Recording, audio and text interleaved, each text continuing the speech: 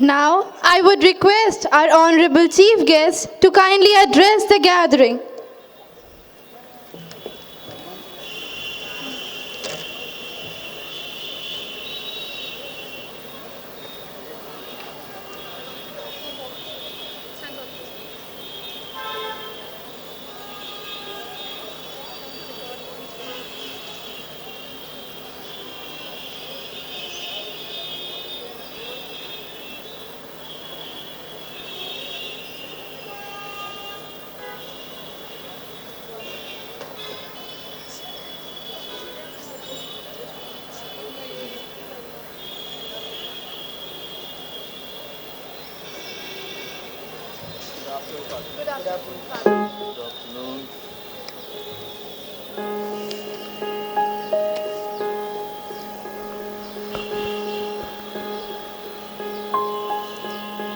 रुकावट के लिए खेद है। इतना सुंदर कार्यक्रम हो रहा था, बीच में हम लोगों को मुझे बुलाया गया है यहाँ आप लोगों को थोड़ा संदेश देने के लिए। So please bear with me for a few minutes. Reverend Father Donald D'Souza, manager of Cathedral School, Reverend Father Anil Parker, the principal, Reverend Father Arun Koth, the vice principal, Sister Ansi, the headmistress, members of the staff, fathers, sisters, distinguished guests, parents, and my dear students.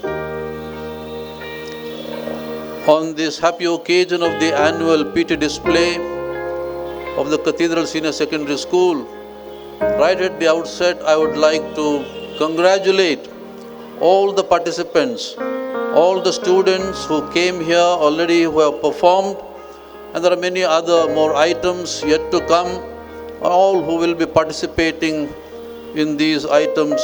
I would like to congratulate them, as well as I want to thank the teachers who trained them for taking all the trouble and presenting very beautifully here, very meaningfully.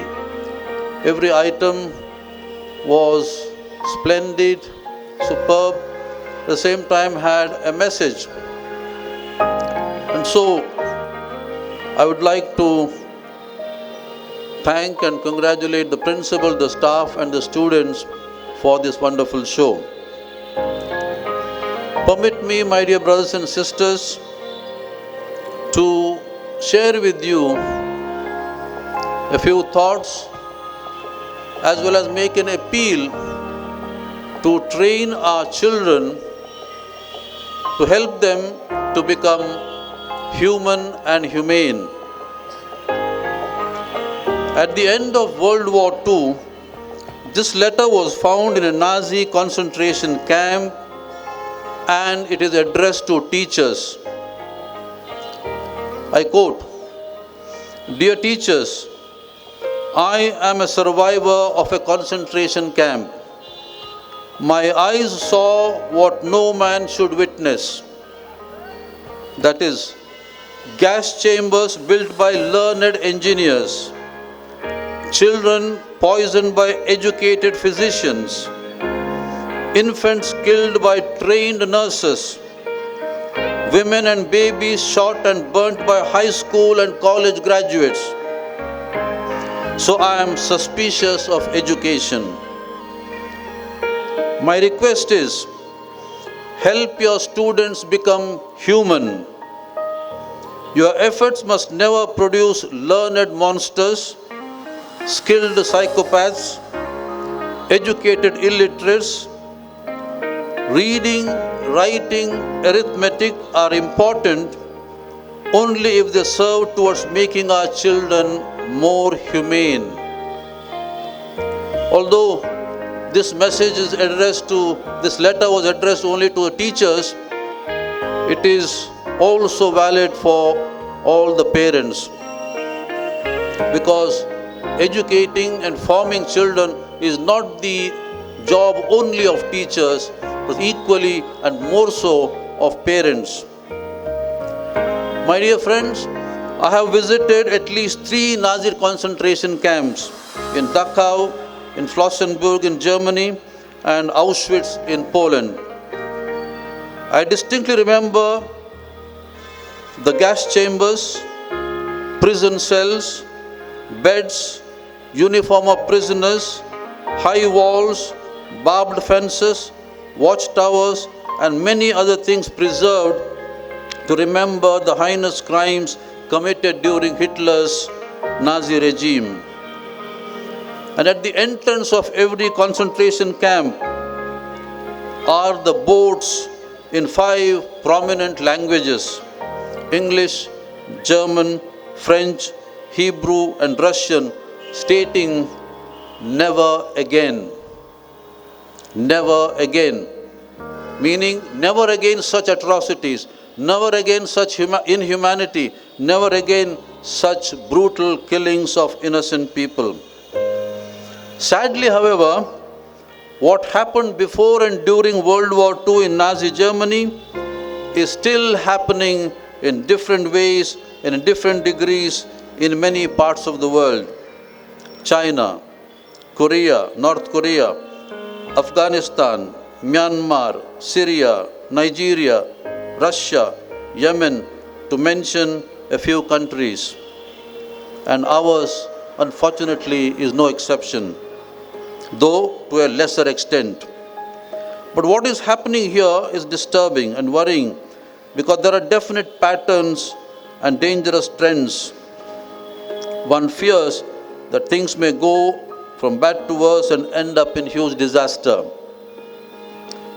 We see religious persecutions, atrocities against minorities, ethnic and caste conflicts, large-scale corruption, huge scams and frauds, rampant practice of abortion, rapes and murders, oppression of poor and the marginalized, hatred and violence against particular communities, hijab controversy, and many other similar things as a daily affair.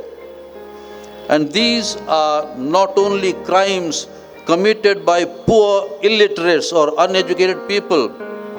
Most of those who perpetrate these crimes are educated, in inverted commas, educated politicians, educated businessmen, doctors, religious leaders, teachers, and students.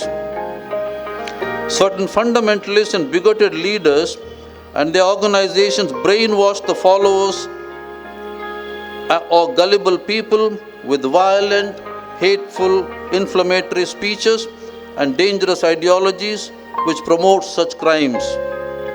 Unbridled greed, avarice, and lust lead to corruption, scams, and sexual abuse, including rapes. How is that the so-called educated people use their knowledge and skills for wrong things like abortions, murders, terrorism, bank frauds, cyber crimes, pornography, wars, etc., etc.? The main fault, in my opinion, lies in our education system.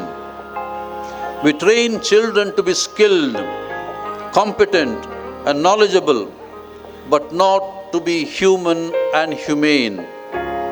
Most of our efforts, energy, and time are spent on information and indoctrination, just giving them bookish knowledge. Very little attention is paid to the formation of the heart, conscience, and character. Most of our institutions do not provide value education, moral science, or ethics, even in medical, nursing, and engineering colleges or business schools. There is no good example of honesty, truthfulness, tolerance, respect for one another's religion and culture given by parents at home. A good tree produces good fruits, and a bad tree, bad. Many parents themselves are violent, religious bigots, corrupt and unjust. A child brought up by such parents will surely become like them. Whereas, if you bring up a child in an ambience of love, respect, tolerance, truthfulness, honesty, integrity, understanding, and appreciation, he or she will learn to love and respect others, will be honest and truthful, human and humane. Therefore, we need to train our children to be human and humane. St. Francis de Sales so rightly said, "The heart of education is the education of the heart." Let us not forget, therefore, or neglect the heart of education. Let us not neglect the education of the heart. Let us educate our children to be future men and women of character, conscience, competence, compassion, and commitment. That is the true aim of education. Let us educate our children by word and example to be human and humane, compassionate and kind, tolerant and respectful, just and truthful. I know this is a Herculean task and requires concerted efforts, long-term planning, and effective implementation. The only effective method for this is good example, both on the part of parents and on the part of teachers. Parents and teachers have to be role models. For as Pope St. Paul said, modern man listens more willingly to witnesses than to teachers. And if he listens to teachers, it is because they are also witnesses.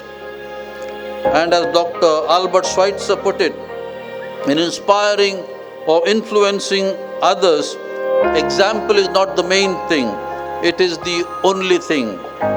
Unfortunately, my friends, this only thing, namely good example, is missing very badly in our families, in our schools, colleges, and society at large.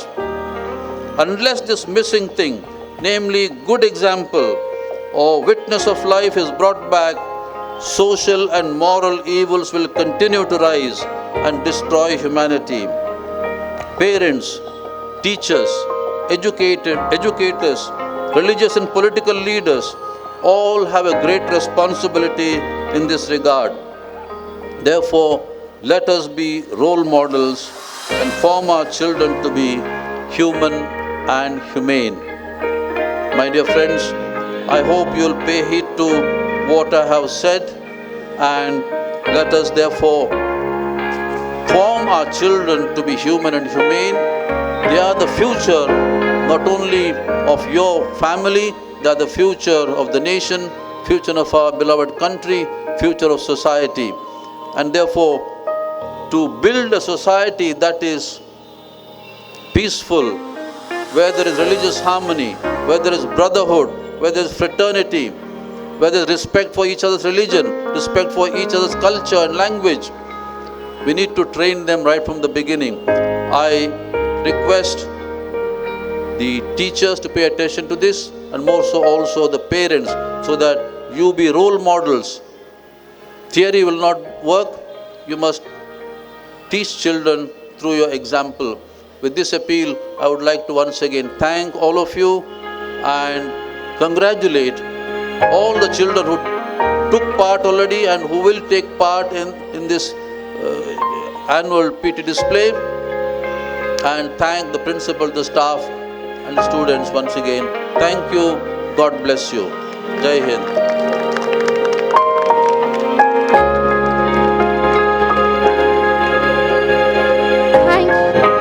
Thank you so much for sharing your thoughts with us.